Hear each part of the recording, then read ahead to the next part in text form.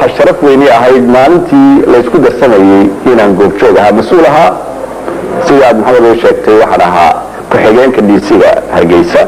kulanti wacan daawadayaasha ku xiran janalkan Shabeellaha TV ku soo dhawaada war degdeg ah. waxaa maanta magaalada Hargeysa ku geeriyooday ra'iisul wasaarihii hore ee Soomaaliya Cumar Carte Qalib oo sidoo kalena mar soo noqday wasiirka arrimaha dibadda Soomaaliya.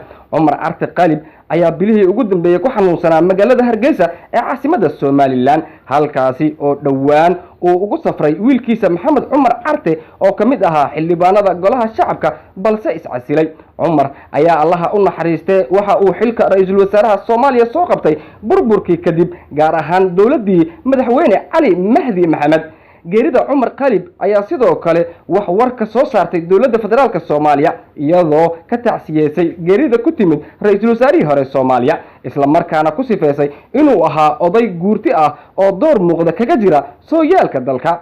ra'iisul wasaare ku-xigeenka dalka oo ku hadlayay afka xukuumadda ayaa sheegay in marxuumka uu tacab badan gelshay dalka, isagoona xusay inuu si wadaniyad iyo daacadnimo leh ugu adeegay ummadda Soomaaliyeed. waxaan tacsi u dirayaa qoyska, qaraabada iyo dhammaan shacabka Soomaaliyeed ee uu ka geeriyooday. Allah u naxariistay marxuum Cumar Carte Qalib waxa uu ahaa oday guurti ah oo door muuqda kaga jira sooyaalka dalkeena. wuxuu soo noqday ra'iisul wasaare sidoo kale wasiirka arrimaha dibadda ayuu yiri ra'iisul wasaare ku-xigeenka dalka. marxuumka tacab badan ayuu galshay dalkiisa wuxuuna kaga qayb qaatay dib u heshiisiinta dadka si wadaniyad iyo daacadnimo leh ayuu shacabka Soomaaliyeed ugu soo shaqeeyay. waxaan alle ugu baryayaa inuu naxariista janno ka waraabiyo.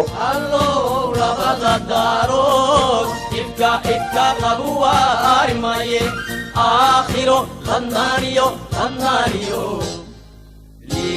لباب نغسي waad ku maasada daawashada muuqaalkan daawade haddii ay tahay booqashadaadii ugu horeysay ee aad ku timaado channelkan waxaan si xushmad leh kaaga codsanayaa inaad channelka subscribe aad saarto furtana gambaleelka si ay ku soo gaaraan barnaamijyada warbixinada iyo wararka degdega ah ee aan halkan ku soo baahiyo. mahadsanid.